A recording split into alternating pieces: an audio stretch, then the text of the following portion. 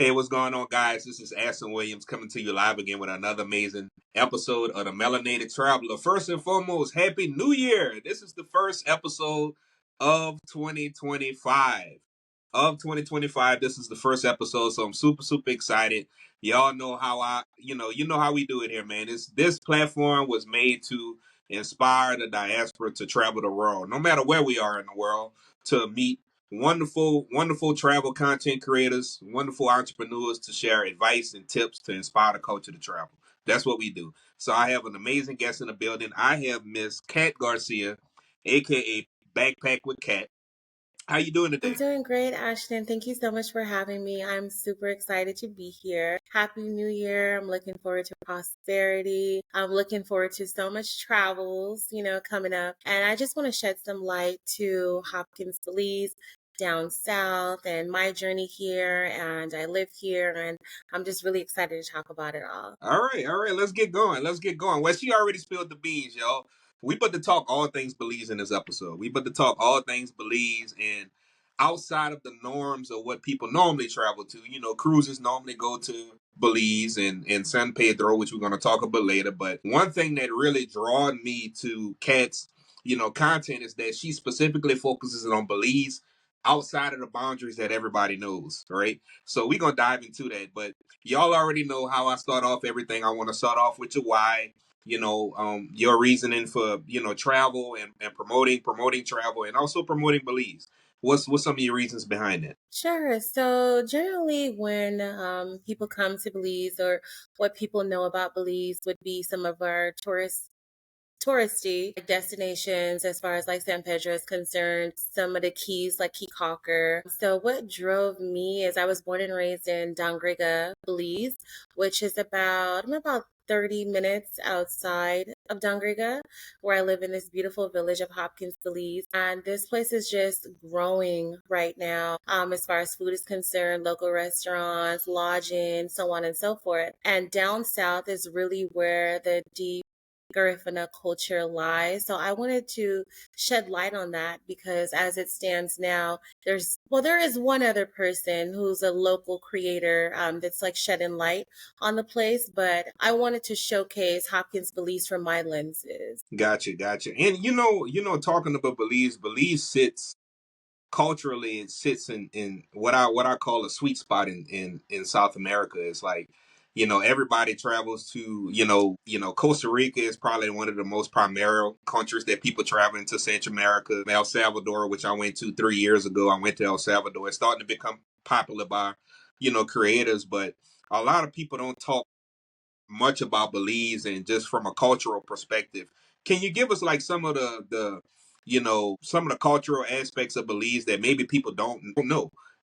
We can dive into like a lot of people talk about, again, like San Pedro, but they don't talk about like I'm gonna call it the Afro-Carribean side of Belize. You don't really hear that too much. And what's the difference between somebody that's, you know,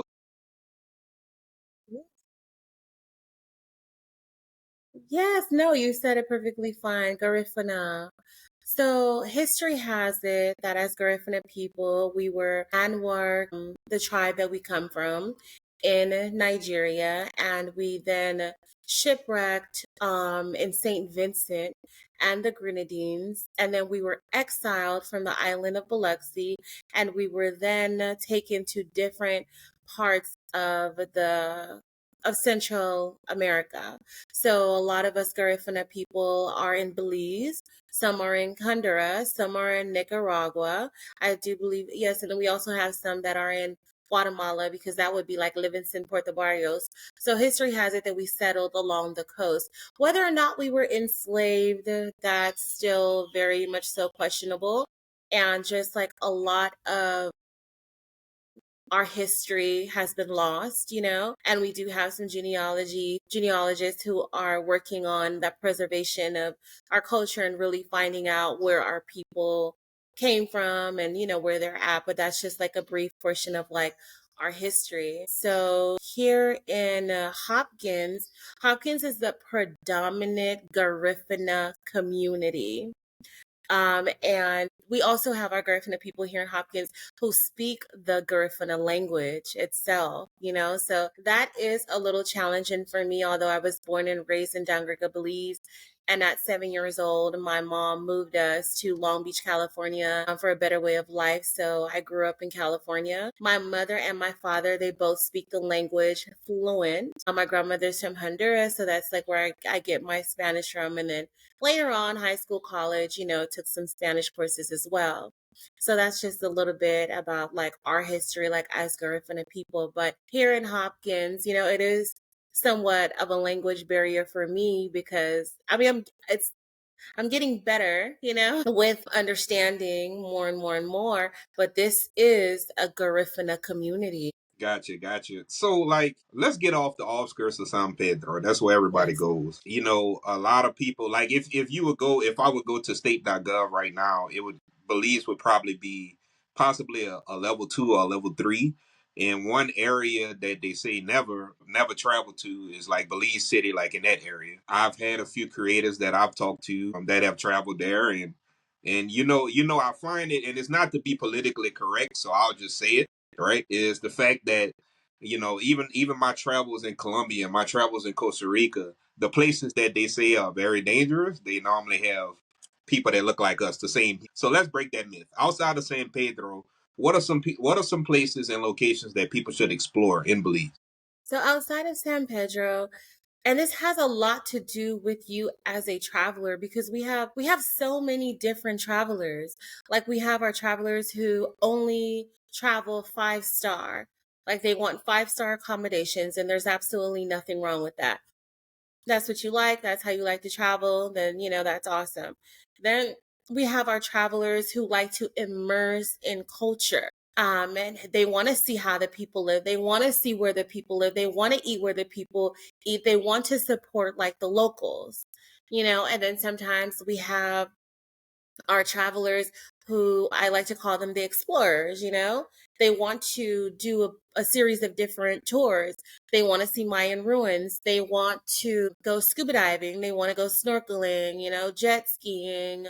Now we have the jet cars, so on and so forth. So it all depends on like what you want to do, like as a traveler, like come into Belize. As far as visiting Hopkins Village itself, Hopkins Village is a place of relaxation.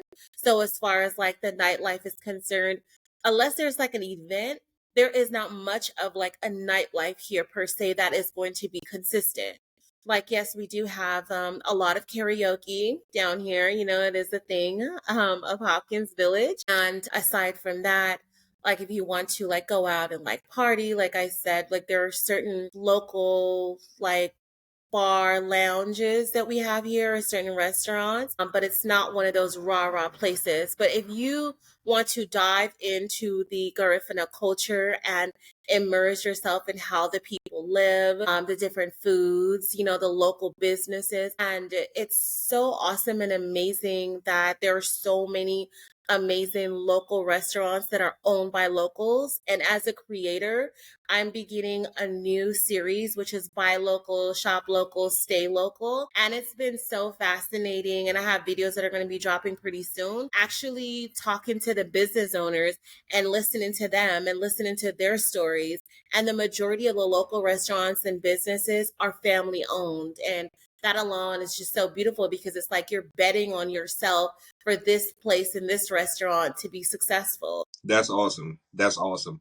We're gonna talk off the record too about how can we as a community and also this platform can support the local businesses, in Belize. Definitely. And that's what I believe too, like culturally. A few years ago, it took controversy, in America for us to start to pay more attention to buying black and supporting businesses and restaurants and in the diaspora. So let's dive into let's shift gears into some of the cultural dishes of Belize, and maybe some things that, again, nothing against the tourist spots, but maybe some things that people wouldn't get in those tourist areas that they should check out. If we talking culinary dishes, what's I guess you can say the typical or traditional dish of Belize and the Garifuna culture. Yes, absolutely. So the number one Garifuna dish here in Hopkins would be, it's called hudut. So it's Hudut. And hudut, what it is, it's like a coconut milk soup. And it's usually served with Mm. either some, I've seen it served with barracuda, but it's primarily served with like a whole red snapper. And it also comes with okra. It's made with some habanero as well, you know, for a little bit of a spice in it. And it's also made with mashed plantains. So some people use more green plantains than ripe plantains. And a lot of people compare it to like fufu with like, you know, people that are from like the African diaspora. And you traditionally you eat it with your hands. So you get the mashed plantains and you dip it in the coconut milk soup and you know with a little bit of like red snapper and you eat it. I actually just had lunch with my cousin. He's out here visiting, so he had that for lunch yesterday and it is like a staple Garifuna dish. It's not one of those dishes that you can find all the time, which I completely understand. There is like a preparation behind it. This dish can be found usually on the weekends, like every weekend at like different local like restaurants. And then there is a restaurant here, J&J Cool Spot, in Hopkins, Belize, that will serve the dish like midweek on a Wednesday. And then also my cousin Kanima, she has a Garifuna cooking class and you have to take it. And I feel like after you have her dish, like you're gonna try to compare it to like every other hooded bowl that you ever eat, and there is just absolutely no comparison. So she is an entrepreneur and she does have her own Garifuna cooking class. And I have some videos on my platform about her and her class and like booking ahead of time and so on and so forth. All right, perfect, perfect. Make sure you send me the link, and we're gonna put all that in Yes, the show notes. I got you. absolutely. I got you. I got you. I got you. So, like, when it comes to like not only Garifuna, but it's a mixture of different things. Because we talked Yes. offline. Because I'm Creole by descent, being from South Louisiana. Can you talk about back home? We call it the gumbo, right? It's really just Yes. diversity within the country. But can you talk about that? Like, they have Garifuna, they have Creole. What other cultures do they have there, and why you think that blend makes Belize just so different than everybody Yes, else? absolutely. So Belize is made up of so many different cultures. So us Belizean people, like we all look so different. Some of us are a little bit darker, some of us are a little lighter, some of us may look a little bit more Spanish, you know, than others. So Belize is made up of the Garifuna community and the Garifuna culture itself. Then we also have our Mayan Indians. And I know with the Mayans, they have like different types of Mayans. I know that we have the Quechua.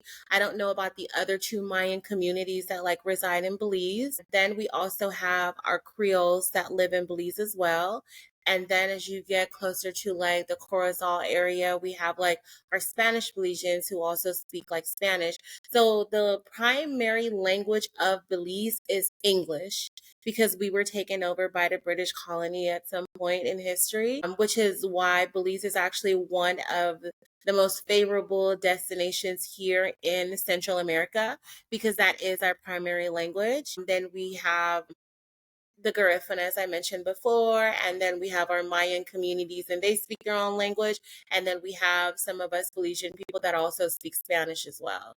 So it's just this big melting pot of beautiful people with different cultures, you know. So you can always pick and choose like which culture you want to like dive into based upon like the region of Belize that you visit. But here down south, meaning Dongrega, St. Bite, and of course Hopkins, Georgetown. We are the Garifuna diaspora community of the south of Belize. Man, I'm interested in seeing when is because I know if I'm wrong by this, tell me I'm wrong. Belize Independence Day compared to the Garifuna culture, which is what time of the year is this a big celebration within the Sure, culture absolutely. of the Garifuna culture? I think it's November. I Yes, that think. is correct. So November is such a big deal here down south. Like if you want to immerse yourself into the Garifuna culture, coming here in November would be so ideal. Our Garifuna settlement day is November 9th every single year. On that day, we don't care if it's a Monday or if it's a Wednesday. We are here to celebrate our culture and dive deep into it. This year coming up, my business partner and I are working on my very first travel club. So we're super excited about that. As far as marketing efforts, we're thinking about May to begin pushing it. We don't have everything planned out just yet. It would just be a tour of like down south Belize. Look, we are going to go over lodging, experiences, so on and so forth. As far as the Yurume, which is when the Garifuna people settled along the coast of the southern parts of Belize. Also, I'm so sorry, I did not mention Punta Gorda is also a Garifuna community here in Belize as well. That's a little bit more up south, down south. Well, this is that way, right? So we're moving forward into like just showcasing the beauty of like the Yurume and the Garifuna culture and like Hopkins Village and the biggest Yurume of all of them, which again is when our ancestors settled along the Caribbean coast, is in Dangriga. So I was born and raised in Dangriga, which is about 30 minutes away from here. Grew up in Dangriga, grew up in Lakeland, and Dangriga is a town that I would say is just a little behind as far as like infrastructure is concerned. However, there are news of like developments, happening. And when I tell you, when it comes to 19th, that place is so deep rooted, like in culture and music. Every corner you turn or you hit, there's a party, there's a function, there's drummings, there's food being sold, in each corner, so on and so forth. It's definitely the place to be. I'll have more details on my platform. I would say probably by May of this year in regards to like moving into that tour with us. It's going to be exciting. I'm going to be there and just showcasing the beauty of the Garifuna culture. Man, can you pronounce the name of the town again? Dangriga. Yeah. Dangrega. Okay. When it comes to like navigation, and infrastructure of a country, like what's the easiest way to get to some of these locations that you name? So Google Maps works very well here. So you won't get the audio function of Google Maps. You're just going to be able to like follow like the Google Maps. So that's really, a really great place. As far as navigation is concerned, I feel like navigating Belize is like very easy, especially down south.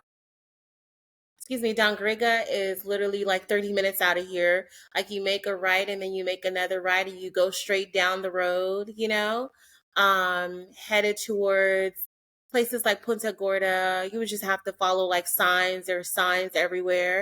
So the navigation is really easy. As far as transportation is concerned, that's also very easy. Whether you're transporting by bus, you're being transported by like local like taxi drivers and or certain like places like Hopkins. Hopkins is only like 2 miles long. So if you really want to just foot Hopkins, you can. I feel like being transported in Hopkins either by e-bike or by like golf carts. We do have an e-bike company that's up and coming. And then as far as golf carts, we have Get to Know Belize. So they do have like golf cart rentals so you can rent your golf cart. So it's like a beach community here. We're coastal. Like the sea is like right across the street from my house. It's so beautiful. Perfect. That's amazing. And as much as I love seafood, see you once you started saying red snapper, my mouth was My water. goodness, red snapper, barracuda, conchs, shrimp, lots of lobster here. And I mean like this is like seafood that's like fresh out of like the Caribbean Sea, and we have amazing fishermen. They go out and they sell to like the resorts and local restaurants and businesses, and some people have family members that are fishermen, which, like, how awesome is that, right? Like your brother is a fisherman, so Definitely. you're guaranteed, like, red snapper. So it's always available here in the village. So yeah, I just absolutely love life in Hopkins. It's simple, it's very beautiful, and allows you to be more of like a minimalist, no Amazon packages every single day. Like what you have to wear is what you have. Like it's such a beautiful place with so many beautiful people, and it's known as like one of the friendliest villages, in Belize. So I'm excited for people who want to come visit Hopkins. Like it's such a great destination if you want to immerse yourself in the Garifuna culture. Yeah, definitely, definitely. I find that very interesting because again, for those that are listening, like, it just really, truly, it's just truly eye opening to know that outside of the touristic areas, you have Hopkins, you have this community, and also a lot of people don't know much about that. I'm gonna call it the southeast side of the country. Yeah, You brought up about the Mayan culture. yeah. Can you dive into some of that? A lot of people don't know, like, Belize has amazing pyramids, amazing caves that people can, explore on that side of the country as well. Yes, definitely. So we have different Maya ruins here in Belize. We do have some that are like in Guatemala, which is like the border. So it's like Belize, Guatemala. And then we have some like here as well. And as far as the pyramids are concerned, I can't really dive in too much because I haven't been to the pyramids. I should have been to the pyramids at this point, but with creating content, working, so on and so forth. I haven't made my way there. So this upcoming year, I'll definitely be shedding light to the different ones that we offer, like maybe like a pyramid tour, do this one, do the next one, so on and so forth, just to give my viewers, the ability to choose which ones they want to go to. Okay. All right. Got you. And when it comes to like just the importance of, and we talked about the why, but I'll bring it up again. Why it's so important for, individuals like yourself and obviously this platform and other creators to shed light, on Hopkins, to shed light on the areas of Belize that should get more love, and that's what truly inspired me to talk to you because it's absolutely amazing. Absolutely amazing what you're doing. Well, thank you so much. And I would never, because I live in this beautiful country, I would never tell you don't go down to San Pedro, Belize, don't go to Key Cocker, Belize, because they're amazing destinations. San Pedro is very busy with the golf carts, so on and so forth. There are some great restaurants, there to visit, some beautiful hotel lodging. I've been there a couple of times myself. Key Cocker is a great destination if you're going for Easter. I would say book now, your hotel accommodation, so on and so forth. Placencia, Belize is also it's a really nice community. And there are a lot of expat communities that like live in parts and places of like Placencia. So as far as Hopkins is concerned, I am a Garifuna woman. I was born and raised here, although I left and moved to the States, so on and so forth. The culture was already embedded in me from so early on. And I want to continue to showcase the beautiful, rich Garifuna culture and its importance to me, for generations to come. I don't have children and I'm a single woman. So in the event that I did have kids, passing down the different traditions as far as us talking about November 19th and our ancestors settling along the coast, and the reenactment that comes with that, showcasing that, the food as we were talking about, with eating hooded and so on and so forth, and bundiga and other amazing staple Garifuna dishes are very important to me. And then our music, our Garifuna drums, we have two sets of drums. We have the primera, which is the first drum, it's a little bit smaller. Then we have the segunda, which is like our bass of our drum, and just the rhythmic, the energy, feeling close to ancestry, diving deeper into culture that Hopkins has to offer is just completely unmatched. So when I think about destinations like Hopkins, for example, and I get asked this question a lot. Actually, like people are like, "Oh, I want to come to Belize. I want to come to Hopkins," and I'm like, "What do you want to do exactly?" Because Hopkins may very well not be the Mhm. destination for you, based upon like your travel preference. If you want, and we do have a series of different, also aside from our local accommodations, we do have some amazing hotels. We have Sierra Del Mar, we have Hopkins Bay, we have the beautiful Hamanasi, we have Belizean Dreams, we have Jaguar Reef as just some of like our lodging accommodations, so on and so forth. And then we have local hotels here, that are owned by locals. Like we have like Harada Inn and Suites as well. And I feel like if you want to immerse yourself in the Garifuna culture, if you want to come down here and see how the people live, you want to stay in a nice hotel, you want to have great dishes, you want to take Kanima Garifuna cooking class, you very much can. So you want to sing some karaoke, you want to come and you want to relax, you want to get in the beautiful Caribbean Sea, so on and so forth, then this is the place for you. If you want to go turn up and have a good time and get drunk from sun up to sundown, I would say go down there to Kikaker. That's the place for that, If you are okay with kind of like you're on an island, but it's like city-like, then you want to go down to San Pedro for that, If you want to be around maybe people that are also from the United States of America, then you may want to go down to Placencia and be around people that are also from the States like yourself, based upon your comfortability, as a traveler. And Hopkins is very much so a very safe place. Like I said, it's one of the most friendliest villages, and it is a beautiful destination for those people that want to immerse themselves in the deep-rooted Garifuna culture. Man, y'all heard it here first. Y'all heard it here first, man. Belize, like I said, Belize has always been a top destination for me. Yeah, And it's something that, especially like when you brought up about November 19th, it's something that myself and everybody else in the diaspora and those that are listening and watching should consider. absolutely. Because it sounds like it's a vibe all day, every day Oh on my that goodness. side of the island.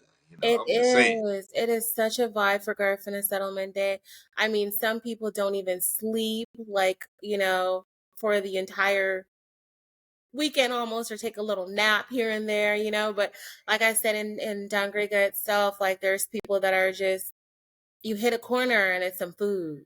You hit another corner, it's some drummings, so on and so forth. So coming down here to immerse yourself in Garifuna culture would definitely be November 19th, that entire weekend. Actually starting, I would say get down here on the 17th, which again, my business partner and I, we're working together, on my very first travel club. And we're super excited about that. And if November is going to be the destination annually, then that's just what it's going to be. But we definitely want to get some people down here who are going to come enjoy lodging, e-biking, eating at the traditional cuisines here in Hopkins, also a little bit of Dangriga. And then we have the Battle of the Drums, which I didn't even mention, in Punta Gorda, Belize. That's an annual tradition and event that happens every single year. We're so excited, to bring that this year. And when I tell you I have been hitting the ground running, I've been hitting the ground running, and I'm just super excited for what God, culturally, we do believe in ancestry, has in stores for me in this upcoming year. All right, perfect. Yeah, speaking of ancestry, shout out to African ancestry. Oh, yes, I'm absolutely. actually about to take. I just got the test in last week, so I'm about to take it and see what tribe I come from the motherland. So that's No, awesome. But shout out to African ancestry. absolutely, Yeah. definitely. They are within us. We are a part of them, And that's something as a Garifuna woman that I do want to shed the light on, that sometimes we can be ridiculed for, as far as like ancestry is concerned, like culturally, like as people. We do, and I want to definitely set the precedent. We do not worship the ancestors. We pay homage to the ancestors and we thank them. Garifuna Settlement Day is one of those times of year, along many, and daily for me as a Garifuna woman, especially those who have came before us, paying homage and thanking them for walking with us, for protecting us, for being with us every single which way that we go, for encouraging us, for guiding us, so on and so forth, through all of life's journey, and really just bringing them along with us, So we don't worship our ancestors, we just pay homage to them on a consistent basis. I can say that for myself. Absolutely. Gotcha. And I want to ask you this question. And people probably don't even ask you this enough. Like, how happy are you just to talk about your culture? Like, just to be able to promote Because it's not a lot of creators that's doing what you're doing. So Yes. you're already in a a category by yourself. Absolutely, absolutely, Ashton. I'm so happy to talk about my culture. I'm so proud. I'm such a proud Garifuna woman. I'm so proud to actually take a leap of faith and move to Belize. Let's start there.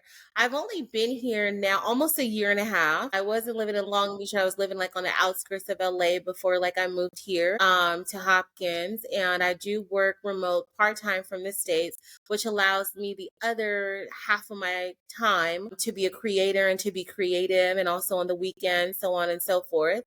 I'm so happy to even have this opportunity.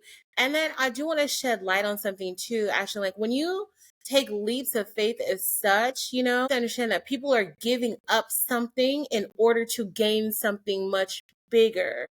So I left like over $100,000 salary, which I can easily acquire only because I come from such a strong insurance background and I've been a licensed agent for quite some time now. I've been in the industry for like 16 years.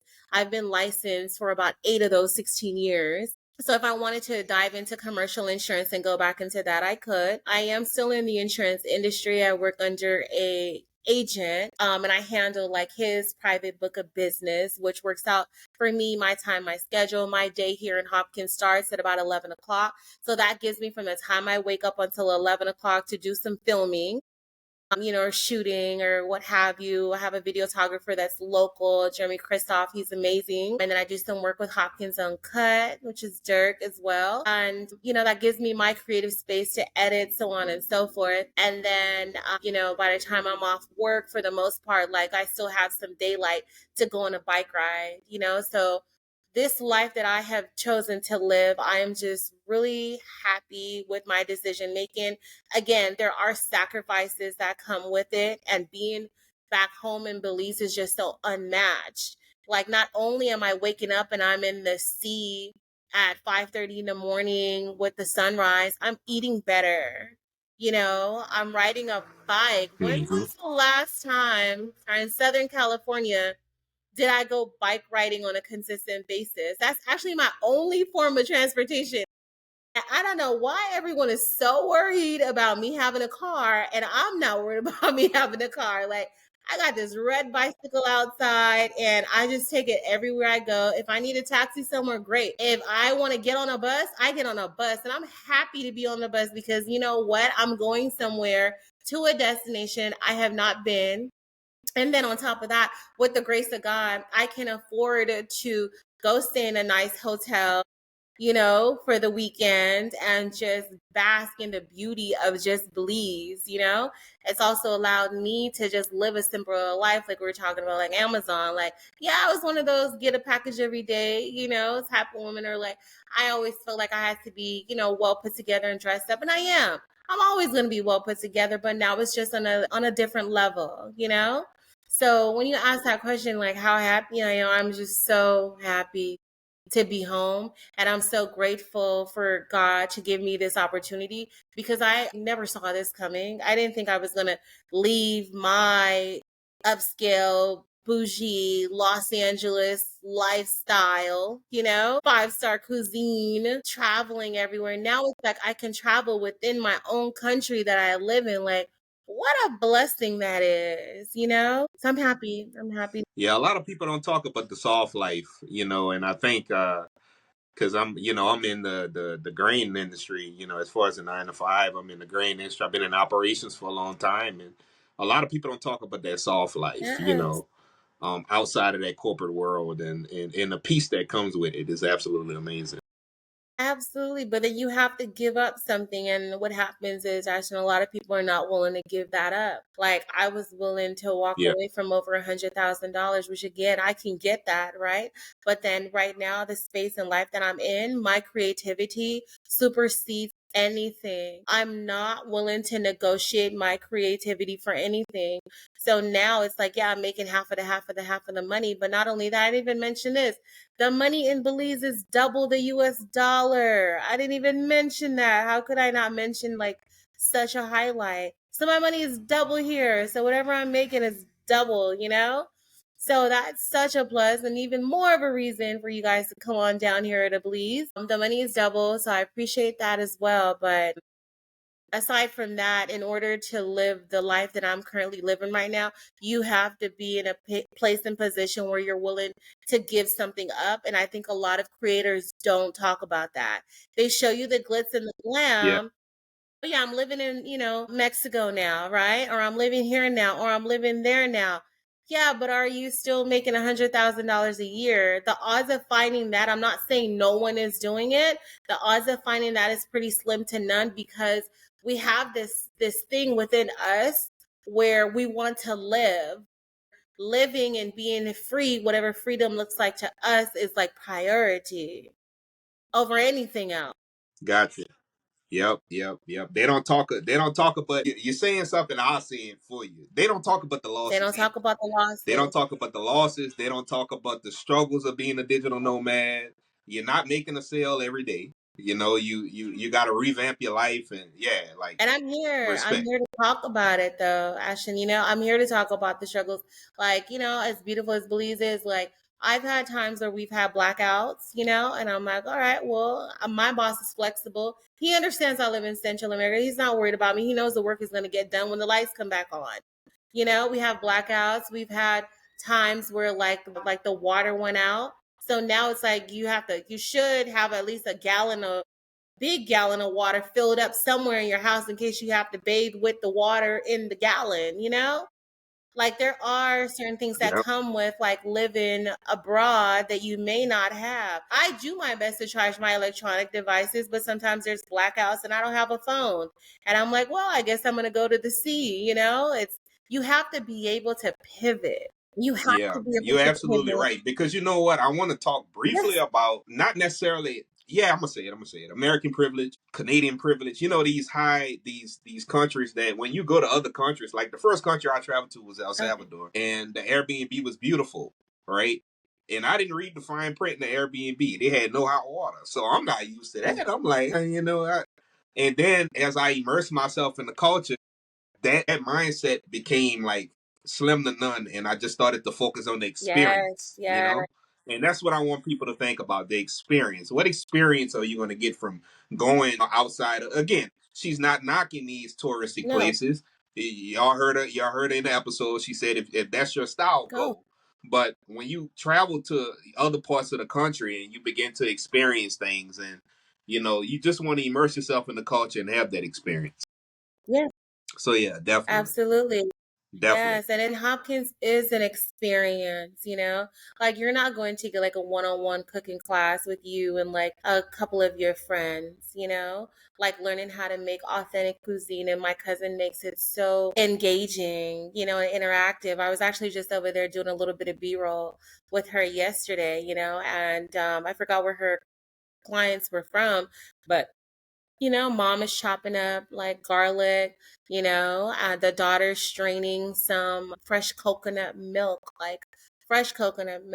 husking it and straining it. And the dad is like beating and mashing the plantain in the hana. So it's such an Hmm. experience that you get. And then we have live drummings here all across the village. It's so beautiful waking up to the drums, and sometimes I go find it. I'm like, where's the drums coming from? And you would be so surprised or shocked that there are little kids that are playing the drums. The fresh coconut water that's like on the trees, that's another thing. The food that I'm consuming, the amount of energy that I have. People that come here on vacation are like, what do you mean you don't drink coffee? I don't drink coffee because I don't need to drink coffee, because I'm eating fresh food that's coming from the farm. It's not stopping anywhere. It's like farm to table, literally. The meat, like real meat. So I didn't know this until I moved here, which I'll just shed a little bit of light on that. So I bought some chicken. I was like, all right, I'll cook the chicken. Didn't cook the chicken the first day. I was like, all right, I'll cook the chicken the next day. Someone invited me out to dinner. I was like, okay, I'm not cooking the chicken the next day. By the third day, the chicken went bad and I was so lost and I was so confused. Well, because the chicken is coming straight from the farm to the table, right?